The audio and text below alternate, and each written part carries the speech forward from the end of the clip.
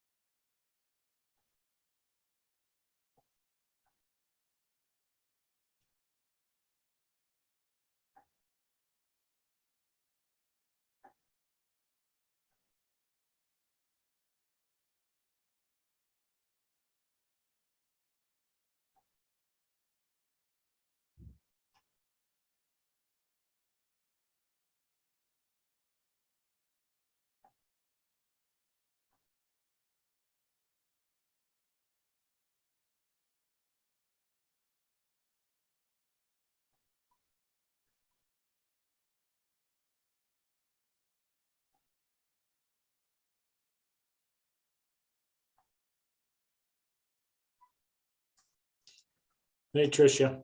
How are you? Oh, not doing too bad. It was a fun way to start my Monday, 193 pages. Good work. That was some really excellent participation from people all over the state. I took note of all the good folks who are on that list of recommendations and review. And I see one of them here this morning, Tina Versland. Thanks for your efforts. Well, thank you for that, Tricia, and thank you for helping provide so many of those names, and please tell your colleagues that I certainly appreciate their willingness to take the time to look at those and provide some really meaningful and thoughtful recommendations. But with that, we will go ahead and get started. Again, happy Monday to everybody. Hope you're having a wonderful start to your Valentine's Day. My name is Zach Hawkins. I'm the Director of Indian Ed for All here at the Office of Public Instruction, and I have been asked to take on the Chapter 58 revision and recommendations facilitation on the behalf of the superintendent, along with Tristan, who's here, and Ed Northwest, who's represented by Eric Stiefvater today. Hope I said your name right, Eric. But maybe we'll go ahead and I'll just go around my screen here really quick and do a quick roll call, and folks can just share who they are and where they're from, and then we can kind of move on with the agenda. So Tricia, I'll start with you. Oh, good morning, everyone. I'm Tricia Seifert. I'm the department head at MSU in education. Welcome. Sarah. Good morning, everybody. I am an assistant professor of K-8 language arts at MSU and the director of operations for the Department of Education. Christine. Good morning, everyone. It's Christine Lux. I'm an associate professor of early childhood education here at MSU and also co-chair our Montana Early Childhood Higher Ed Consortium. Thanks again for this opportunity, Zach. This has been a really great process for our early childhood crew. Thanks. Thank you. Eric. Yes, hi everyone. I'm Eric Steveotter. I'm with Education Northwest, and I'm here as a partner to OPI with our Region 17 Comp Center project, which is a federal technical assistance program where we work with state departments of education to support evidence-based practices in education. So I'm just here actually sitting in for a colleague and being an extra pair of hands for Zach and Tristan if needed. But otherwise, they are great facilitators, so I'll probably mostly be listening. Thanks, Eric. Julie. Good morning, Zach. I am Julie Mergel. I am the Chief Operating Officer at the Montana Office of Public Instruction, and I'm here today to support Zach in this final stage of review and revisions for the task force recommendations for Chapter 58. Thanks, Zach. Thanks, Julie. Tina. Good morning. I'm Tina Versland. I am the program leader for educational leadership at Montana State. Thank you, Tina. Adria. Hi, everyone. I'm Adria Lawrence. I'm the Dean of the Phyllis J. Washington College of Education at the University of Montana. Thank you for being here, Adria. Erin. I'm Erin Lipkin, the Missoula County Superintendent of Schools and the President of the Montana Association of County School Superintendents. Greetings and thank you, Erin. Tristan. Good morning, everyone. My name is Tristan Loveridge. It says Belknap, but I'm in the process of getting my name changed. I am project manager and assistant to the Deputy Superintendent of the Office of Public Instruction. All right, thank you, Tristan, and thanks for all your help with this process. And all right, well, we'll go ahead and just real quick. So basically the goal of this, the overarching goal of this task force revision process and facilitation is essentially to have a group of qualified individuals come together, review the existing Chapter 58 law as it exists for educator preparatory programs, and review those collectively and then provide revision recommendations. And so we've started this process in June. We worked through the end of September, and the primary focus of that work was to provide revisions to subchapters 3, section 501, which is general teaching standards, and then subchapters 6 and 7, which deal with advanced programs. And the bulk of those changes that were made really were more to align our existing arm with CAPE, and particularly in subchapters 3 and 6. And so that was basically the general thrust of the work. I would say also with it, there was some changes made to recommend, for example, an endorsement in tribal language, an endorsement in ESL, and an endorsement in SEL, but those were just general recommendations for consideration. But also within subchapter, within section 501, there was more of a recognition of social emotional learning, more of a recognition of the importance of individualized instruction, as well as, again, the importance of tribal languages to American Indian students. So those were, the bulk of the changes that were passed and sent to the superintendent in October.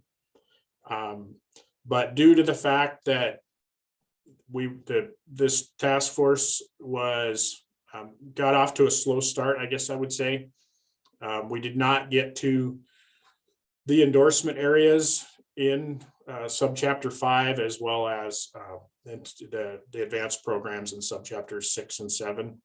And so the recent work has really focused around that. And again, I am very appreciative, to Tricia and to others who really provided me some really comprehensive lists of content area experts, and allowed me to reach out to those folks who almost universally, graciously volunteered their time to review, the existing ARM. And again, the goal of this was really to look at national and professional area standards and to try to align those better, similar to the process with aligning the other elements of Chapter 58 to CAPE. So again, just trying to bring Montana more in line with what's going on, nationally. And I think, as I've reviewed these, I think, a lot of it is just things we've taken a few more of the generalities out of things and provided some more specificity on a lot of things, which I think is a good thing. And so as it stands, we have had, comprehensive recommendation changes to many of the endorsement areas, not all. And I think I would just point out that when this approach was kind of identified by the task force for the endorsement areas, there was an understanding that in some endorsement areas, there probably weren't necessarily new, national standards that were, more recent than like 2014 or 2015. And so in those areas, we did not see a lot of recommendation changes, or maybe just one or two really minor to just for clarity or things like that. But for the areas where we had more recent national standards, I believe we have, we've had some good recommendations. So that's kind of my overview of the process and kind of where we're at. I did provide, the Google Doc, and I know that's long and extensive, but again, I really, given kind of the lift in the time frame that we were working in, I feel pretty good that we got some really qualified folks to look at these and give feedback. But at this time, I would just kind of open it up for questions and discussion.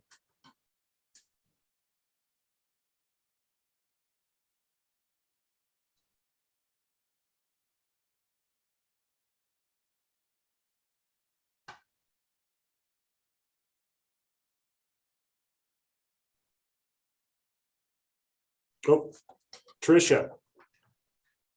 I have a question, and it actually has to do with how Chapter 57 and 58 may interface.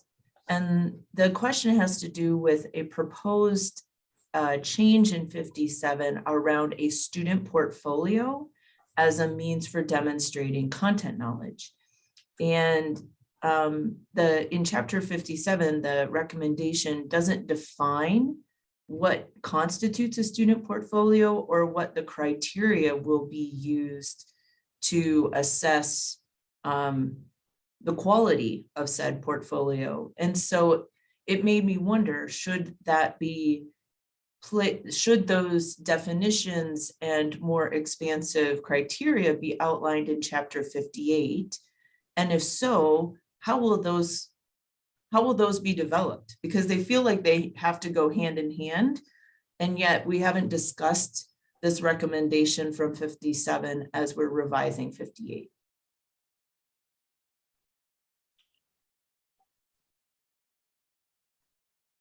Julie, do you want to address that one?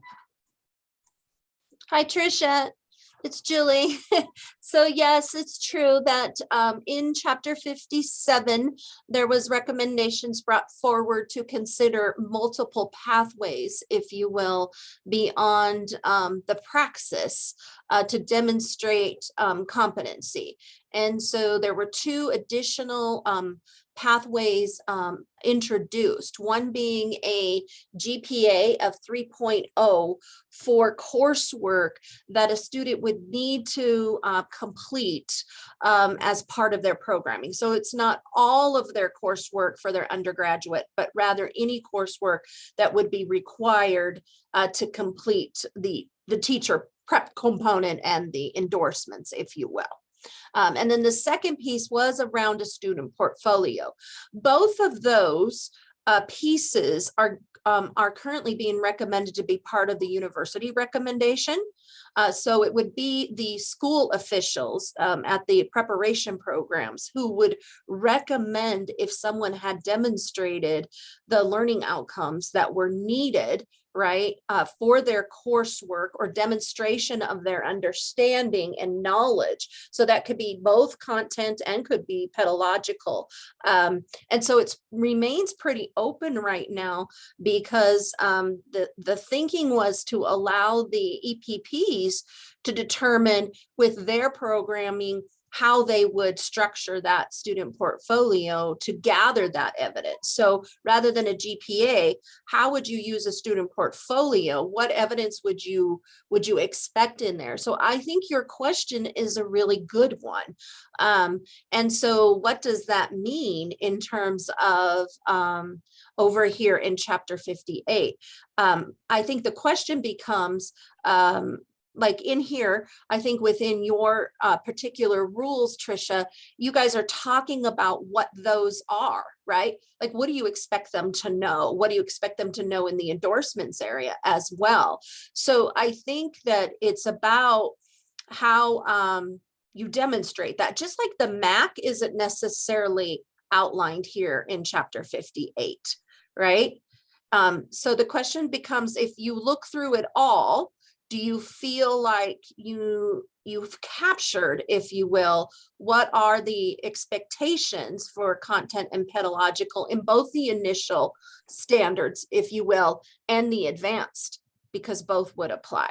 So I think it's a really good question, and I would love to hear what others are thinking. Tricia, what you're thinking, where you see it potentially, where it would or wouldn't be in chapter 58, if you will.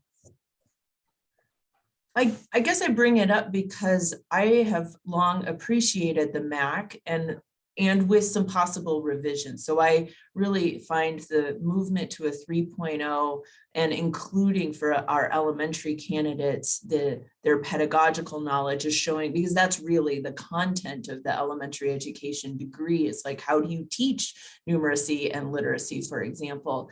And I've long found the MAC to be a multiple measures. And so a university recommendation comes based on not just a praxis score, but the GPA and also that cooperating teachers assessment. And so that multiple measures of proficiency and content knowledge, I think, has always been a strength of the MAC.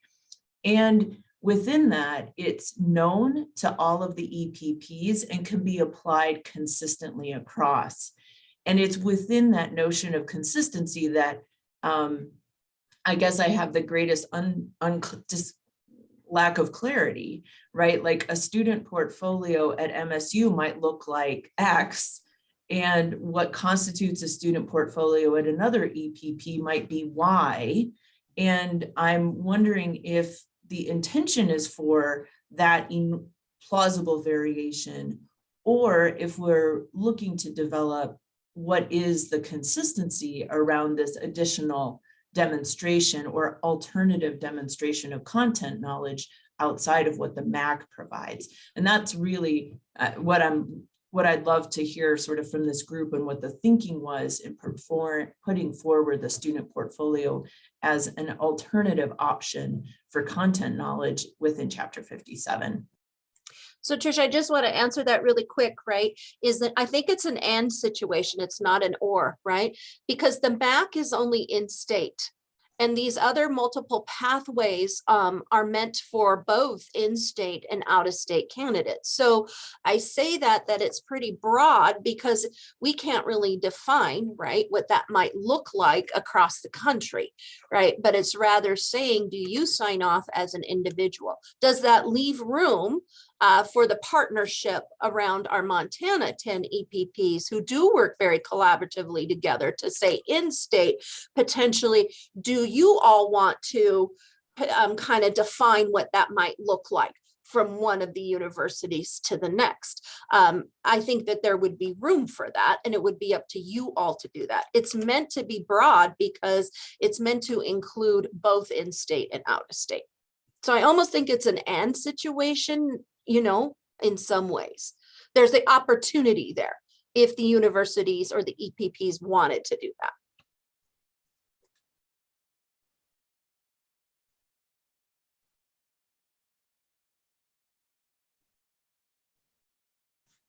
Julie, could you say a little bit more about how you're understanding, like, I'm trying to wrap my head around the out-of-state piece and the student portfolio and like what our EPP role is in terms of a university recommendation for someone who's completed their program out of state. And I'm just trying to understand if that's indeed what you mean by out of state.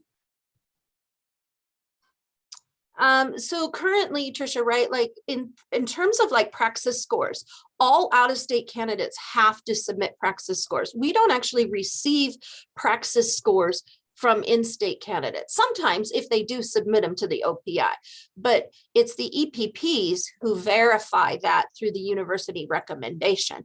That is not verified through a university recommendation out of state, if you will. They have to both submit the praxis as well as complete a university recommendation form.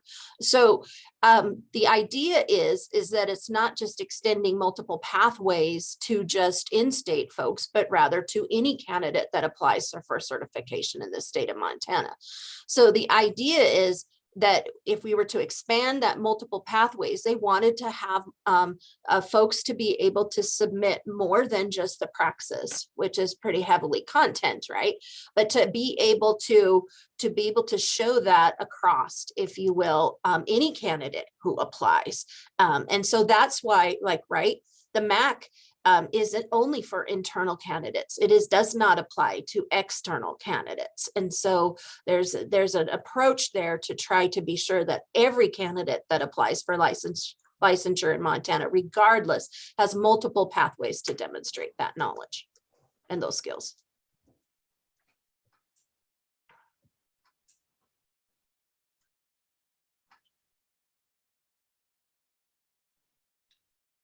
Thank you. I have to say that I'm not dialed in enough on all of the components of licensure and the role. I'd have to talk to our licensure officer around, like, so what is your role in terms of out-of-state candidates? So I need to come up to speed more on what our licensure specialists do in our offices for candidates who are out of state. This is new information to me, so I'll have to learn more about it. So thank you for bringing it to my attention.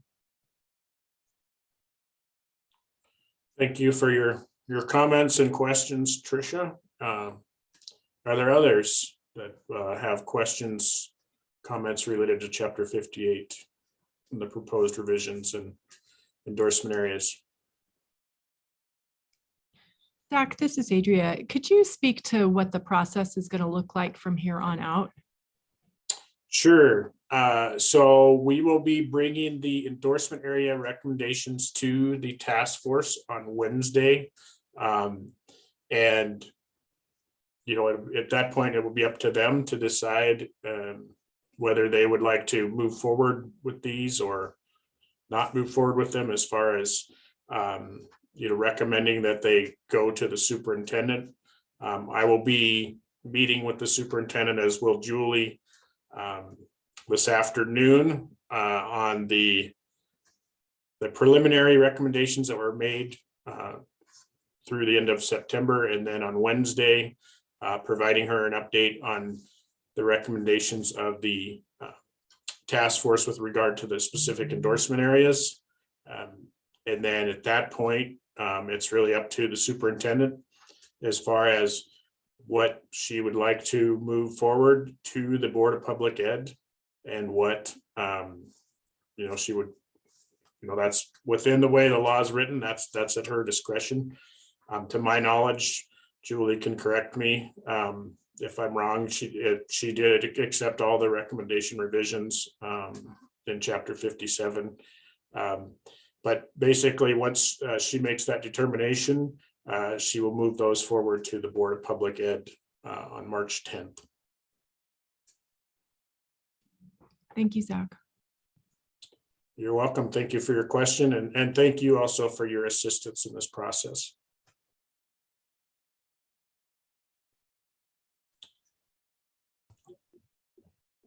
I have a quick question. Morning, Zach. Good morning. So the content area experts, did you only, so did one person review each area? And if so, did you get more than one name for any area? And then did you just randomly pick, or how did that process go? I reached out to most all of the folks that were recommended to me. If I had already,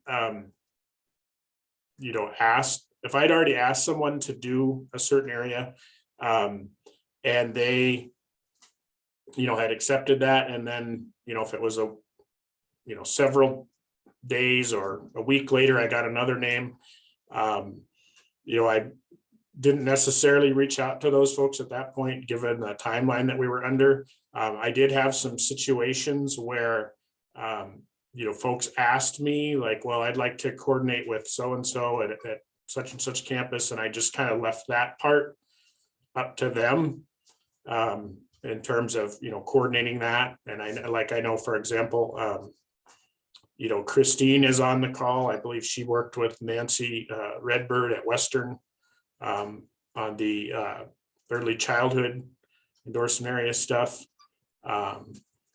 So yeah, that was kind of my process. And then if we didn't get recommendations for other for certain areas, we reached out with Julie provided me some names. Other folks, within the OPI provided me some names. Thank you for your question. Zach, this is Julie. I just have a question for the group, just interested in their feedback. And this is in particular to one endorsement area around world language. And it is, you guys, 1058, 511. My question to you guys is, should English language learner be pulled out and be a separate endorsement and outside of, if you will, world languages? It's currently in there under like number 3, the English as a second language. And so would love your guys' feedback around your thinking on that for the task force. Should there be a separate endorsement for ELL, English language learners, outside of world language?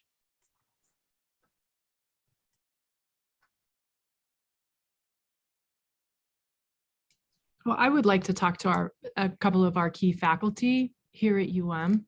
I think that's a really important question, Julie, and I think it merits more attention than just a quick discussion today. I think it's a hugely important question.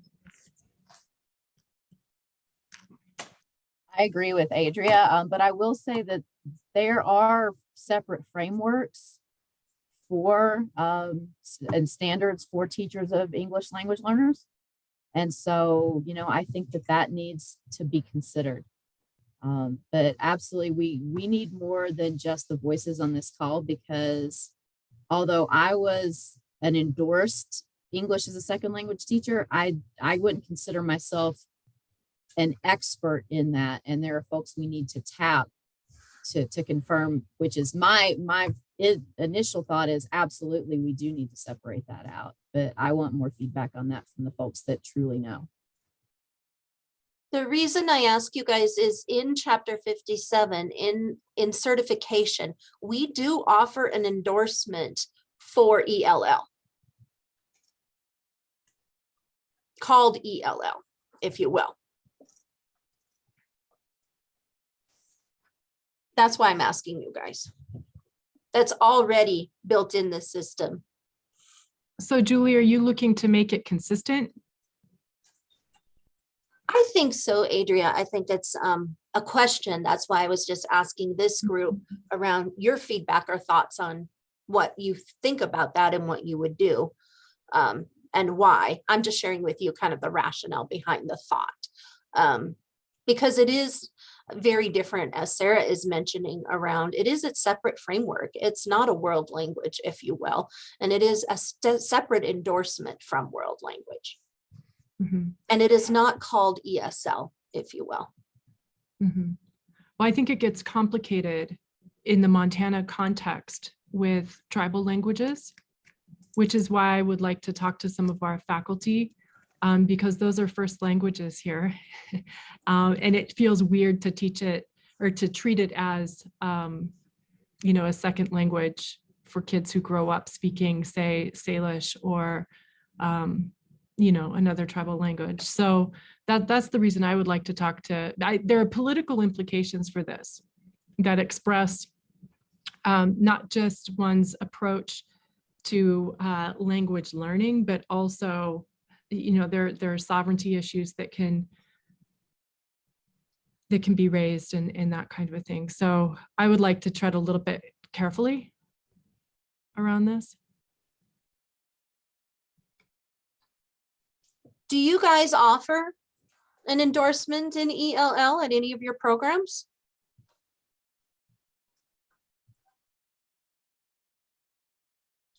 At UM, all of our elementary education students do some pretty intensive clinical work with English language learners. But most of those children are, from other countries. So it's not necessarily Native children who our students are working with in that context, but we do have language partnerships with schools up in Arlee, so Arlee Public Schools, and in Kusum, which is a Salish language immersion school. And that has really transformed a lot of our thinking in the really huge role that language plays in constructing a worldview and interpreting things in the objective realm, so to speak. Okay. All right.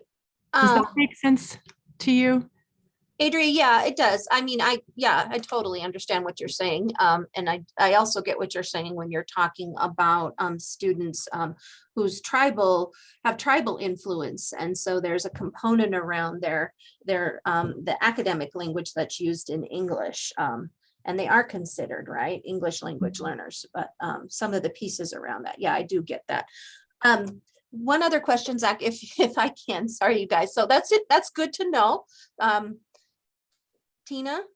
Yeah, I was, excuse me, I was just going to say that if I'm not mistaken, I think the genesis of the world languages piece of 58 came about in the early 2000s, and it was related mostly to middle schools taking on like kind of a survey course or survey courses about world languages, exposing them to different languages before they got to high school.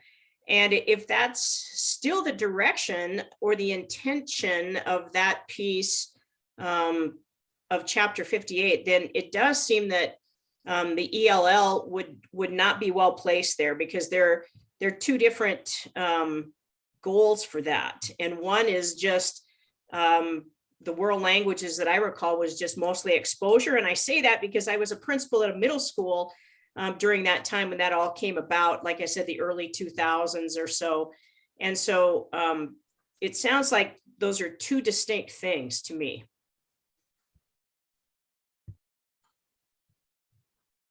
Julie, I want to make sure that I reach out to our faculty and ask the question just as you framed it.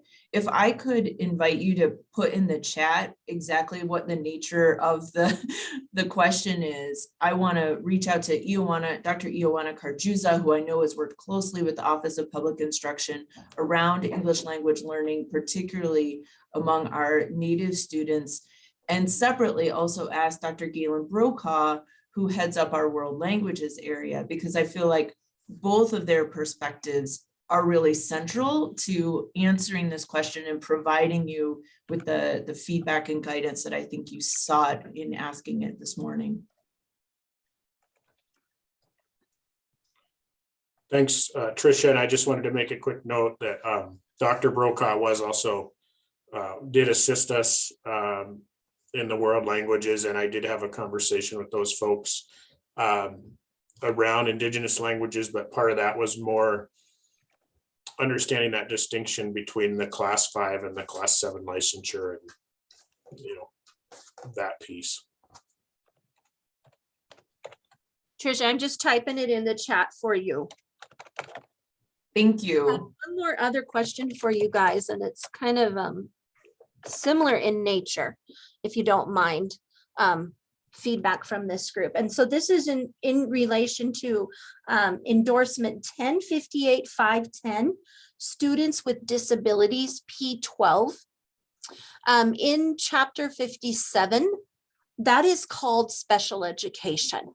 So folks receive an endorsement in special education. Should that name be the same across both? Should chapter 58 remain as students with disabilities, or should it be special education?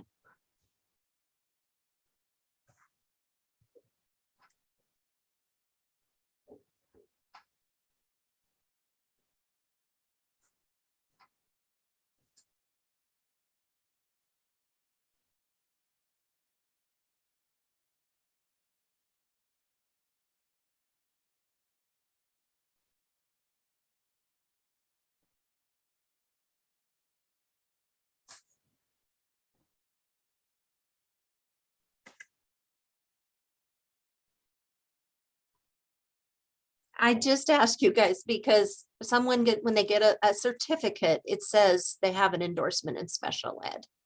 It doesn't say they have an endorsement in students with disabilities. That's why I'm asking. So I'm not sure which, if you will. So any thoughts, any feedback on that? It seems like consistency would be desirable between chapters, consistent language. So that also goes with ELL versus ESL. I mean, logically, language should be consistent across chapters. Whatever term is selected, that's where the debate should be.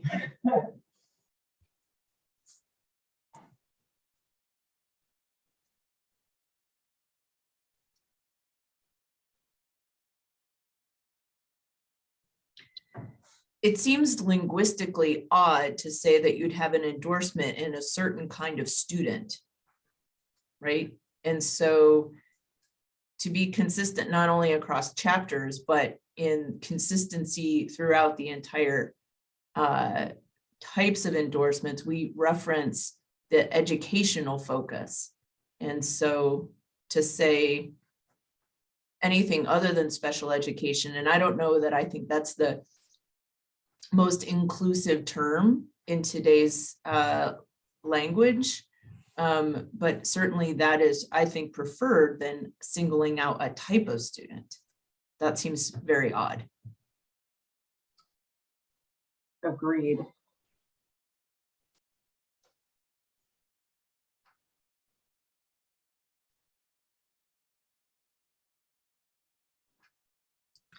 Can I ask a question about 705 and 706 if people are ready to move on? If not, I'm happy to wait.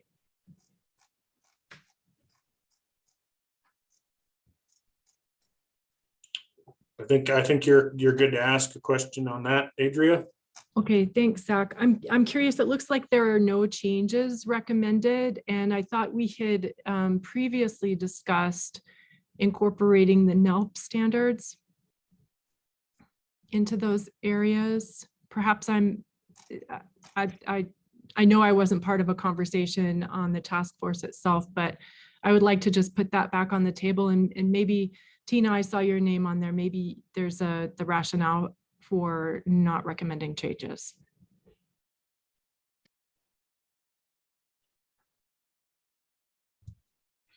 Tina, would you like to address that? Or? Yeah, when I looked at these standards, I thought that they were similarly specific enough to coincide with what we see in NELP.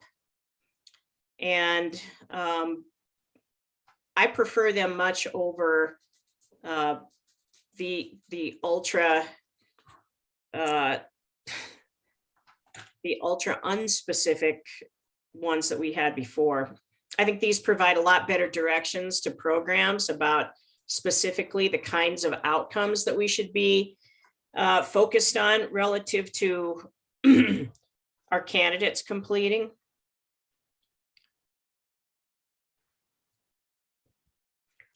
What do your folks say, Adria, at UM? Well, so we're in the midst of our accreditation cycle right now. And so we're very cognizant that NELP is closely aligned with CAPE, and we want to make sure that we're attentive to that and not, working with multiple frameworks and trying to address each of those frameworks. It gets very complicated very quickly. So, I mean, we had talked about NELP being the sort of mechanism that could align these things up between the state, ARM, and CAPE. Zach, this is a question for you. I do see recommended changes on 705 and 706 that have come forward from the task force. Am I off on that? Hold on one second, Julie. Let me pull up the right document.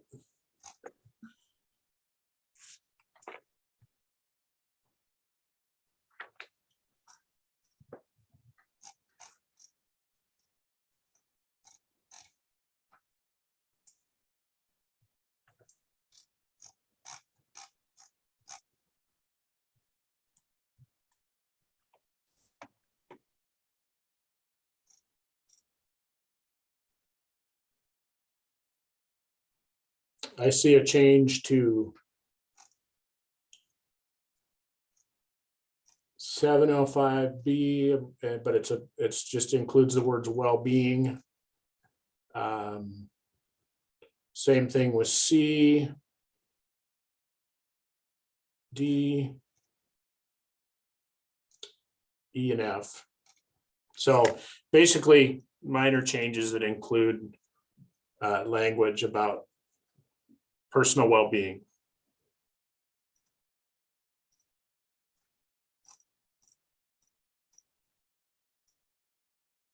And 706? And 706.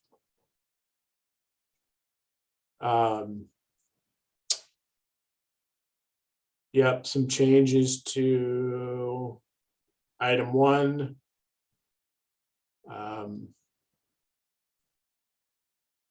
It looks like deletion of item A and incorporation elsewhere.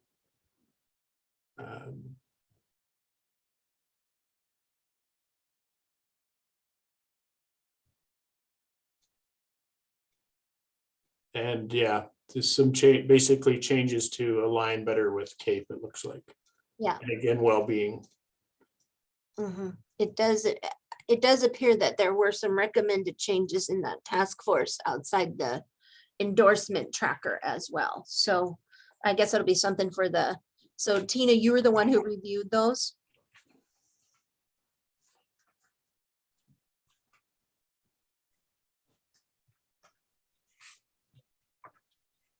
Tina, I think you're muted. Yeah, I just said I was just trying to pull those up right now. And I know that the well-being comment comes from the PESTLE standards, which are the principal performance standards and not necessarily NELP. But that's my comment about the well-being additions, or the additions of the words well-being. I'm just trying to find my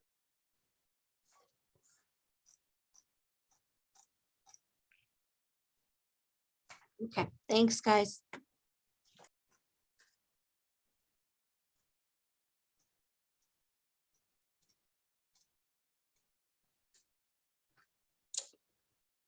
Any other questions?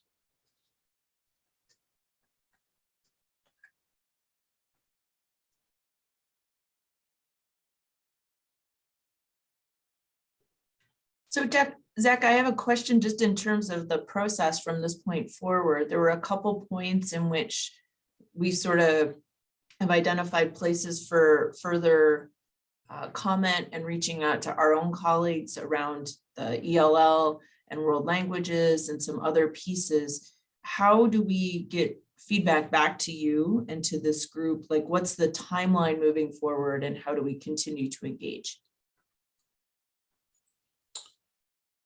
Well, they will, the feedback group will be voting on these one way or another on Wednesday. So I would say that would have to come fairly quickly.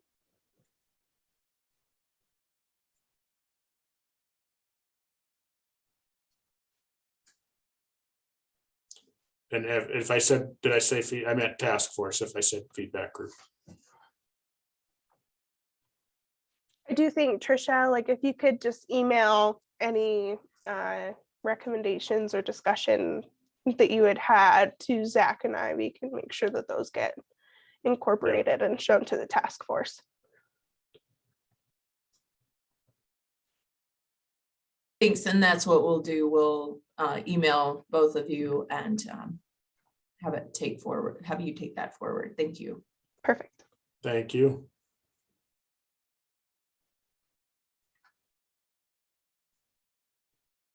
Any other questions, comments?